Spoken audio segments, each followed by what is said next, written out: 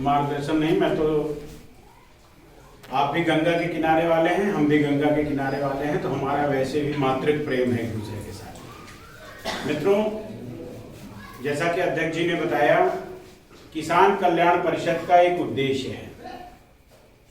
किसान कल्याण परिषद विश्व को भोजन कराने वाले अन्नदाता के मान सम्मान के लिए खड़ा हुआ एक संगठन है। इस देश में इस तरीके का षड्यंत्र रचा गया कि देश का जो आधार स्तंभ है किसान, जो देश के विपरीत परिस्थिति में भी अपना सर्वस्व निछावर करके देश के मान सम्मान अभिमान के लिए काम करता है, ऐसे किसान को बदनाम करने की साजिश की गई, ऐसे किसान को पराभावित करने का साजिश की गई। तब हमारा जन्म हुआ, किसान कल्याण परिषद का तब जन्म हुआ कि जो नकारात्मकता के साथ, आज का आपका छोटा बच्चा ये पूछता है कि दिल्ली की सड़कें किसानों ने जाम कर दी हैं, लखनऊ की सड़कों को जाम करने का उन्होंने एक षड्यंत्र रचा था, वो फिर उन्होंने ड्रॉप किया। तो वो पूछते हैं कि क्या पापा किसान ऐसा ही होता है, सड़क जाम करता है, तोड़फोड़ करता है? ये कुछ किसान संगठनों ने हमारी ये छवि बनाने का प्रयास किया। उस छवि से लड़ने के लिए किसान कल्याण परिषद आपके बीच में आया, लेकिन उसके साथ ही साथ किसान कल्याण परिषद का एक बहुत बड़ा उद्देश्य है। भारत के यशस्वी प्रधानमंत्री नरेंद्र भाई मोदी जी ने अपने राजनीतिक जीवन की शुरुआत गांव, गरीब, खलिहान, खेत के रास्ते से करी, और जब वो सदन के अंदर पहुंचे, पहली कैबिनेट की मीटिंग में जो पहला प्रस्ताव पास हुआ था, वो प्रस्ताव ये पास हुआ था कि किसानों को दो चीजों से सबसे ज्यादा तकलीफ थी: सिंचित भूमि की व्यवस्था ना होना, सिंचाई के साधनों का ना होना। आप अभी घर जाइएगा, मंथन कीजिएगा, सबके बच्चे आजकल सक्षम हैं, आप सब एंड्रॉइड मोबाइल चलाते हैं, पहली कैबिनेट पे सारी चीजों को देखिए। किसानों के लिए तीन चीजें उसमें आई, एक तो बीमा, फसल बीमा, दूसरा सिंचाई का, तीसरा उसी दिन जब जनधन का खाते खुले, किसानों के खाते खुले, गरीब के खाते खुले, तो उसमें जाति धर्म नहीं देखा गया कि आप फलानी जाति से हो, फलाने धर्म से हो, ऐसा कुछ नहीं हुआ। इसके पहले की सरकारों में तुष्टीकरण की राजनीति अपनाई गई, लेकिन भारतीय जनता पार्टी की जब सत्ता आई, प्रधानमंत्री जी ने तुष्टीकरण की राजनीति को किनारे किया, सबका साथ, सबका विकास, सबके विश्वास की परिकल्पना के साथ शासन सत्ता आगे बढ़ा। भारत का गौरव एक ऐतिहासिक रूप से आगे बढ़ने लगा। जो भारत की मूल व्यवस्था है वो भारत के मूल में आने लगी, जो कि इतना हमारा नुकसान अंग्रेजों ने नहीं किया था, आक्रांताओं ने नहीं किया था, जितना आजादी के बाद से हमारा नुकसान हमारी चुनी हुई सरकारों ने किया था। उससे लड़ते लड़ते जब देश को हम आगे ले जाने की दिशा में बढ़ने लगे, तो देश का आधार बिंदु किसान को टारगेट किया गया। टारगेट इस तरीके से नहीं किया गया, आप प्रबुद्ध लोग बैठे हैं यहाँ, जो कि समाज को अच्छे से जानते हैं, पंचायत को अच्छे से जानते हैं, कोर्ट कचहरी को अच्छे से जानते हैं। 3 बिल पास हुए, तथाकथित जो लोग, जिनका भी बाबूजी ने वर्णन किया, ऐसे लोग किसी संगठन के, किसी समाज के, किसी धुरी के नेता हो ही नहीं सकते।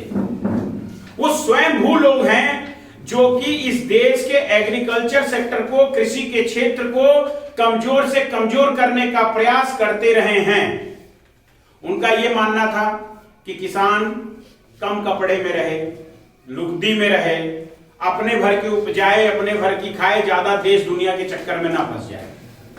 इसलिए उन्होंने इस तरीके का, आप एक चीज बताइए, हम आज आपके बीच में आए, जो आपका पत्रक आपके हाथों में, एक बार इसको खोल के देखिए आप। कोई राजनीतिक संगठन, कोई सामाजिक संगठन, कोई किसान का संगठन इस तरीके से आया कि ये सरकार की योजनाएं हैं, हम आपके बीच में आए हैं, इन योजनाओं में से किसी का लाभ मिल रहा है कि नहीं मिल रहा है, या ये योजनाएं आपको पता है कि नहीं पता है? किसी भी सरकार का दोष ढूंढने से पहले, किसी सरकार की आलोचना करने से पहले, उस सरकार की नीतियों को समझना, और वो सरकार गरीब के लिए, गांव के लिए, किसान के लिए क्या कर रही है, इसको जानना बहुत जरूरी है। और उस जन जागरूकता के लिए हम इतनी दूर से चल चल के आप लोगों के बीच में आ रहे हैं। हमारा कोई ऐसा राजनीतिक उद्देश्य नहीं है कि हमें गढ़मुक्तेश्वर से चुनाव लड़ना है, क्योंकि आज का वो माहौल बन चुका है कि सामाजिक परिवर्तन इतनी तेजी से हुआ, विकास की गति इतनी तेजी से बढ़ी कि लोगों को समझ में आ रहा है। ये जो हमारे नौनिहाल हैं, ये देश और विदेश की व्यवस्थाओं को इस तरीके से देख रहे हैं कि उनको लग रहा है कि मेरा भारत देश व्यवस्थाओं के दृष्टिकोण से विकसित व्यवस्था की दिशा में जा रहा है। और ऐसी परिस्थिति में जो भारत का आधार स्तंभ है उसको प्रभावित और कमजोर करने का प्रयास किया गया। मैं आप लोगों से दो निवेदन करना चाहूंगा। पहली चीज, मेरी बातों को मत आइएगा, हो सकता है मेरा कोई राजनीतिक स्वार्थ हो, लेकिन घर जाइएगा, इस पत्रक को जो आपके हाथ में है इसको खोलिएगा, एक एक चीज का अध्ययन कीजिएगा। गूगल पे सब कुछ है और बहुत से लोग जो वरिष्ठ लोग हैं उनको पत्रकारिता के भी बहुत से अखबार रखते हैं, जैसे बाबूजी टाइप के लोग हैं, ये लोग बहुत से पुरानी कटिंग भी इनके पास सुरक्षित होगी, उससे भी करिएगा। दूसरी सरकारों के साथ इन योजनाओं की तुलना करिएगा, आत्ममंथन तब कीजिएगा। अभी मैं देख रहा था हमारे कुछ चाचा जान लोग भी बैठे हैं। आप एक चीज ये बताइए कि कोई ऐसी व्यवस्था जो आपको इस सरकार से अलग कर रही है, क्या कुछ अलग से किसी के लिए अलग से ऐसा तो कुछ नहीं हुआ है ना कभी? जो राशन मिल रहा है तो सबको मिल रहा है, जो सुविधा मिल रही है सबको मिल रही है, मकान अगर पक्का बन रहा है तो आपका भी बन रहा है, उनका भी बन रहा है। और इसके पहले क्या होता था? तुष्टीकरण होता था। अच्छा, आप फलाने हो, आ जाओ, आप फलाने हो।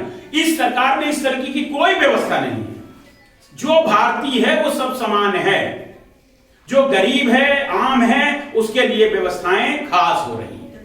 तो ये नहीं समझ में आ रहा। अब एक चीज और मैं आपको बताता हूं, जैसे कि अध्यक्ष जी ने कहा, उन्होंने कहा कि 3 काला कानून, 10 महीने बीत गए भैया, दुनिया की मीडिया ने पूछ डाला इसमें काला क्या है, दुनिया के बुद्धिजीवियों ने पूछ डाला, देश के कई किसान संगठनों ने पूछ डाला, कई किसान नेताओं ने पूछ डाला, हम लोगों ने कितनी बार डिबेट में पूछ डाला, टीवी डिबेटों में हम लड़ गए कि बता दो काला क्या है। आज तक वो 10 महीने से जो उसका विरोध कर रहा है उसमें एक शब्द काला ढूंढ नहीं पाए हैं और काला कानून कहते रहते हैं। दूसरी चीज, आपको एक चीज और जानकारी होनी चाहिए, भारत का सबसे बड़ा न्यायालय दिल्ली में सर्वोच्च न्यायालय है, उच्चतम न्यायालय है, सुप्रीम कोर्ट है।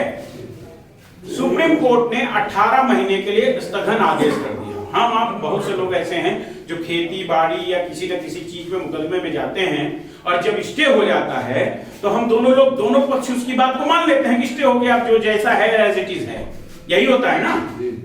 तो 18 महीने के लिए सुप्रीम कोर्ट ने उन तीनों कानून को स्थगन आदेश दे दिया। अब एक चीज बताइए, जो अस्तित्व में है ही नहीं उसका विरोध किस लिए?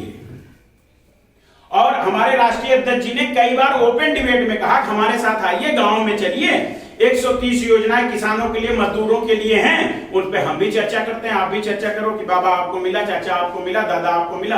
किसान संगठनों का यह काम होना चाहिए कि जो योजनाएं भारत सरकार ने या उत्तर प्रदेश की सरकार ने लागू किया है उसका लाभ आपको मिल रहा है कि नहीं मिल रहा है, और नहीं मिल रहा है तो क्यों नहीं मिल रहा है।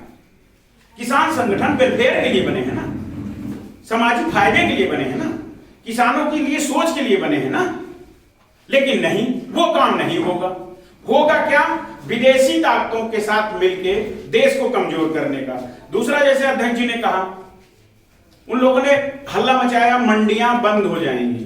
भैया, आप में से बहुत लोग सब्जी लेके मंडी में जाते हो, अनाज बेचने जाते हो, कोई मंडी बंद होते हुए दिखी क्या है 10-5 सालों में? सजती बजती तो मंडी दिखी होगी। जहां पहले इतने पानी थे वहां पलस्तर होता मंडी दिखी होगी, सुव्यवस्थित होती दुकानें दिखी होंगी, लेकिन मंडियां कहीं बंद होती नहीं दिखी होंगी।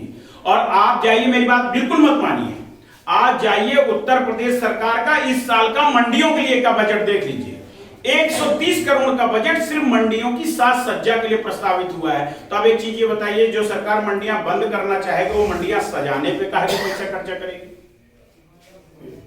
है कि नहीं इस बात पे? दूसरी चीज, अब वो कहते हैं एमएसपी के लिए कानून बना दो जी।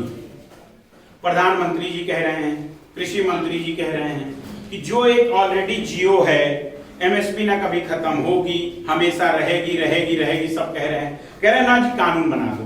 अब एक चीज ये बताओ, आप लोग मेरे से ज्यादा बुद्धिजीवी हो, किसी चीज की जब मांग होगी तभी ना उसकी खपत होगी। मान लीजिए इस साल गेहूं की मांग हो गई बहुत ज्यादा, तो सरकार उसके हिसाब से एमएसपी निकालेगी बहुत ज्यादा, 2100, 2200, 2300। और किसी साल कम हो गई तब तो कम होनी हो ही जाना है ना, मांग के हिसाब से डिमांड होगी। तो ये कच्चे चीजों के लिए कानून कहां और किस देश में बना है? जो हमसे ज्यादा उत्पादन कर रहे हैं बहुत सी चीजों उनमें भी नहीं है। भाई मोल भाव या सामान का रेट, ये माला अगर 10 रुपए की आज है और कल ठंडी पड़ने लगेगी और ये फूल बचाना मुश्किल हो जाएगा तो 25 रुपए की होगी ना, बिल्कुल होगी। तो इसका कैसे कानून बनेगा? ये भ्रमित करने का प्रयास कर रहे हैं। दूसरी चीज है ये, जैसा कि अध्यक्ष जी ने कहा गन्ने का महाराष्ट्र से, उसी तरीके से पंजाब की सुनिए। कई बार राकेश टिकैत जी को ओपन चैलेंज में हमने हाथ जोड़ के कहा भाई साहब हम भी चलते हैं पंजाब, आप भी चलो पंजाब। आप ये कहते हो कि काला कानून है, किसानों की जमीन भी ले लेगा और किसानों को जेल भिजवाएगा। तो ये तो जो भारत सरकार ने कानून बनवाया है उसमें तो जमीन किसी का माई का लाल कोई नहीं ले सकता, चाहे जितनी बड़ी कंपनी आ जाए, चाहे हम ही आप। अच्छा, हम इतने लोग बैठे हैं, इनमें कम से कम 20-25 लोगों का खेत बटाई पे चल रहा होगा और पिछले 7-8 सालों 10 सालों से चल रहा होगा। कोई ले लिया क्या आपकी जमीन? अनाज का ही लेन देन हो रहा है ना, इसी तरीके से उसमें है। और पंजाब में जो कानून, अच्छा इसमें एक चीज और है कानून में, आप लोग अगर अध्ययन करिए, नहीं तो मैं थोड़ा थोड़ा बता देता हूं। इसमें एक चीज और ये है कि अगर हमने किसी के साथ करार किया और खेती करी और बाई चांस मेरा कोई नुकसान हो गया या उसका नुकसान हो गया तो मैं जिम्मेदार नहीं। जो सामान तुम लगाए उसको ले जाओ, जो लागत लुगत तुम्हारी लगी, हमारा तुम्हारा लेन देन है, धीरे धीरे करके चुकेगा। ना तुम हम पे मुकदमा कर सको, ना हमें जेल भेज सको। और वहीं जो पंजाब में कानून बनाया है, जो हमसे 5-7 साल पहले बना है, उसमें किसान को जेल भी होगी। वहां ये जितने तथाकथित लीडर हैं किसानों के हितैषी, ये एक दिन भी चलने को तैयार नहीं है। तो मेरे भाइयों, बातें बहुत हैं और समय बहुत कम है। आप लोग भी बहुत देर से इंतजार कर रहे हैं, हम लोग भी इसी काम में आप सब में जन जागरूकता ले जाने का हमारा कोई उद्देश्य नहीं है। लेकिन अगर कोई अच्छा काम कर रहा हो, मैं भी एक किसान का बच्चा हूं, और जब किसान पराभावित होने लगेगा, अच्छी खासी वकालत करता था, लेकिन जब किसान पराभावित होने लगा और मेरे खुद के बच्चे ने एक दिन मुझसे पूछ लिया कि क्या पापा किसान ऐसे होते हैं, किसान अराजक हैं, तब मैं उतरा इस मैदान में और हम लोगों ने कहा कि जब तक ये पढ़े लिखे लोग और समाज के जो अपने आप को तथाकथित बुद्धिजीवी लोग हमारे जैसे कहते हैं, वो समाज के सामने आके ये नहीं प्रदर्शित करना शुरू करेंगे कि किसान ऐसे और ऐसे होते हैं, किसान वैसे नहीं होते हैं जैसे वहां पे बैठे होते हैं।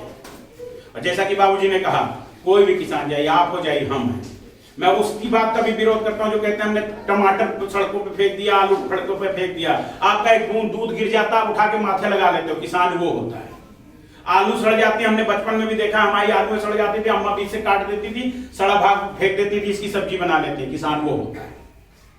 तो मेरे भाइयों, आत्ममंथन कीजिएगा, आत्मचिंतन कीजिएगा। समाज के हर तबके के, हिंदू, मुस्लिम, सिख, ईसाई, ऐसी कोई व्यवस्था इस राज्य सरकार में या देश की सरकार में नहीं है। यहाँ सब लोग भारत के नागरिक हैं और भारत के नागरिक में जो कमजोर तबका है उसके साथ ये सरकार कंधे से कंधा मिला के खड़ी है और इस चीज को आप लोग महसूस कर रहे होंगे। आज भी कई लोगों के अकाउंट में 2-2 हजार रुपए आया, आज दिन था कईयों के अकाउंट में। बाबूजी नहीं आ रहा तो काहे नहीं आ रहा बताओ ना, इसके पास बिल्कुल सही, आप बताइए। कोई किस्त नहीं आई आज तक भी। आपने एटीएम को कागज दे दिए हैं? मैंने सब कुछ जमा कर दिया, लेकिन कोई किस्त नहीं आज तक भी। लगाओ भैया, आप बताओ, खुल के बोलो। नरेश नाम है मेरा जी, लेकिन कोई भी कागज दे दिए 2-3 बार, कोई आज तक कोई मेरी किस्त आज तक आई नहीं है। ठीक है, यू नंबर आप नोट कर लो दोनों, ठीक है। अब हम आपकी कार्रवाई करेंगे, आएगा पोर्टल बनाया बाबा। कहते हैं कि तुम्हारे कागज फिट हो गए, लेकिन तुम्हें इंतजार करना पड़ा। कब? ठीक है, इंतजार करते हैं। नहीं, इंतजार नहीं करना तो ठीक है। इस सरकार में इंतजार नहीं होता, इस सरकार में शिकायत होती है, त्वरित कार्रवाई होती है। वीडियो तक के भी वहां उस दिन हुई थी, मैं वीडियो से बोले आपको वेट करना पड़ेगा, कागज आकर तुम्हारा नहीं लगेगा तुम्हारे। अध्यक्ष जी भी हैं, ये सत्तारूढ़ दल के अध्यक्ष हैं और इनका भी दायित्व बनता है, आप इनसे बताएं। और हम लोगों को आपने बताया है, अभी आपका पूरा ब्यौरा होगा, हम आपकी त्वरित कार्रवाई करेंगे। और हम ऐसे वादा करके जाने वाले लोग नहीं हैं। हमें एक नाले की शिकायत मिली थी रघुपुरा गांव में, हमने 3 दिन में जनप्रतिनिधि खड़ा कर दिया, जब तक ये बनेगा नहीं हम जाएंगे नहीं। देखिए क्या है, बहुत सालों बाद भैया हमारी भी 42-43 साल की अवस्था हो गई, सरकारें हमने भी बहुत देखी, मतलब आप लोगों जितनी नहीं देखी, लेकिन 4, 5, 6, 7 सरकारें हमने भी 90 से इतनी समझ मान ली। ये पहली सरकार है, भैया बैठ जाइए, छोटी मोटी चीज है वो हो जाएगा। आप अकेले ऐसे हो, 20 आदमी ऐसे भी हैं जिनको आ भी रही होगी, आपके कई दोस्तों को भी आ रही है, बराबर आ रही है भाई, वही कई दोस्तों को भी हो जाता है। जब इतना बड़ा चलता है सुधार, घर में जब लीपा पोती कराते हो कोई ना कोई कोना छूट भी जाता है, कभी ईटा गिर जाता है, कभी फिर निर्माण होता है। उसी प्रक्रिया में हम लोग भी हैं। हम इसीलिए आए हैं, हम भारतीय जनता पार्टी के बैनर पे नहीं आए हैं, हम राजनीतिक लोग नहीं हैं, हम राजनीति की वोट मांगने नहीं आ रहे, उसके लिए अध्यक्ष जी हैं। हम ये बताने आए हैं कि आपके लिए सरकार ये कर रही है, हम ये करना चाह रहे हैं, लेकिन आपको भी बहुत कुछ करना पड़ेगा। जैसे इसको पढ़ना पड़ेगा जो आज दिया है, पढ़ने के बाद आपको समझना पड़ेगा कि ये कौन कौन सी चीजें मेरे लिए हैं। उसके बाद उस संबंधित अधिकारी से आपको जूझना पड़ेगा। अभी जूझना शब्द हमने इसलिए इस्तेमाल किया है कि 70-75 साल से जो नौकरशाह आनंदमय जीवन जी रहा था, उसको आदरणीय योगी जी ने और मोदी जी ने दुखी कर रखा है। दुखी सेंस में ये कि मैं 22 घंटा 22 घंटा काम करूंगा, कम से कम तुमको 12 घंटा काम करना पड़ेगा। तो वो काम कर रहा है। अब काम कर रहा है तो एक और आदत लगी थी भ्रष्टाचार की, तो उससे भी उबर नहीं पा रहा है। तो परिवर्तन थोड़ा थोड़ा हुआ है, जहां पे बहुत एकदम पूरा था वहां थोड़ा सा परिवर्तन हुआ, थोड़ा आगे हो जाएगा। लेकिन आप लोगों को आत्मचिंतन आत्ममंथन के साथ कुछ चीजों पर लगातार विचार करते रहना है, अपने लिए नहीं। आप में से आधे से ज्यादा अपनी आधे से ज्यादा आयु जी चुके हैं मेरे लिए, मेरे और अपने बच्चों के लिए, उनके बच्चों के लिए, इस देश के भविष्य के लिए आपको बहुत सी चीजें सोचनी है और समझनी है। उसके बाद बातें सबकी सुनिए। मैं ये नहीं कहता कि हम लोग बहुत सत्य बोल रहे हैं, दूसरे बड़े कुछ झूठ बोल रहे हैं। आज मैंने बोला है, अब जो दूसरे किसान के लीडर हैं उनकी भी बातें सुन लीजिए और सुनने के बाद तुलना कर लीजिए, और जो ये हाथ में हथियार देके जा रहे हैं इसको भी पढ़िएगा कि क्या कभी उन लोगों ने इसके विषय में बोला, लेकिन उनके साथ चलने वाले जो 50-100 हैं वो इन सारी योजनाओं का लाभ ले रहे हैं। जितने किसान नेता हैं और दलाल नेता हैं, इनके सब क्या सोलर लग चुका है। आपको नहीं पता होगा, उत्तर प्रदेश सरकार आपको 5 हार्स पावर से लेकर 7 हार्स पावर तक की सोलर पंप फ्री में दे रही है। किसी को पता है क्या भैया? 70% सब्सिडी है इसमें। आपको मेरे को कई जगह पे बुलंदशहर और इन जगह पे लोगों ने कहा भैया बिजली बड़ी महंगी हो गई। हमने कहा भैया तुम्हारे घर वाले चले जाते थे, दिल्ली रहते थे, गांव में फ्राइडे सैटरडे को भी नहीं आते थे। 3 घंटे बिजली आती थी, 2 घंटे बिजली आती थी। 20 घंटे बिजली आएगी तो थोड़ी सी महंगी हो गई। लेकिन आप एक चीज ये समझ लो, अच्छी सुविधा लोगे तो थोड़ा थोड़ा पैसा लगेगा। लेकिन उसका और फायदा दे दिया सरकार ने कि सोलर लगवा लो घर में, 70% की सब्सिडी है, पूरा स्लॉट बना हुआ है, 2 मिनट में दिख जाता है। आप लोगों को भी और खासतौर से नौजवान साथियों को जो इस गांव में निवास करते हो मेरे भाइयों, दिन भर फेसबुक व्हाट्सएप और लाइक कमेंट से भी ऊपर उठो। सामाजिकता के नाते हमारा भी दायित्व बनता है। बहुत से बाबा चाचा दादा ऐसे किसान हैं जिनको ये नहीं पता है कि बटन दबती कैसे है, तो उनको थोड़ा सा गाइड करो। और जो नौजवान साथी है, कृषिफाई करके एक ऐप है, उसको भी डाउनलोड कर लो। आधी ज्यादा बीमारी आपकी वैसे खत्म हो जाएगी, हर चीज उसमें आएगी। भारत सरकार का पोर्टल है, उत्तर प्रदेश सरकार का कृषि मंत्रालय का पोर्टल है, और देखिए और उस पर कार्रवाई ना हो तब बताइए। तो मेरा बस इतना निवेदन है कि घर जाइएगा, आत्ममंथन कीजिएगा, 2-4 योजनाओं का जिसका लाभ ले रहे हैं उसके लिए सरकार को धन्यवाद कीजिएगा। बाकी 30-35 योजनाएं आज आपके हाथ में दी हैं, इनका सीधे फायदा अभी भी आप लोग ले सकते हैं। समूह बना के लीजिए, अकेले लीजिए, लेकिन लीजिए। सरकार आपके पास है, आपको देने को तैयार है, आप लीजिए। इन्हीं शब्दों के साथ मैं आप सबसे जो है आशीर्वाद चाहते हुए अपनी वाणी को विराम देता हूं।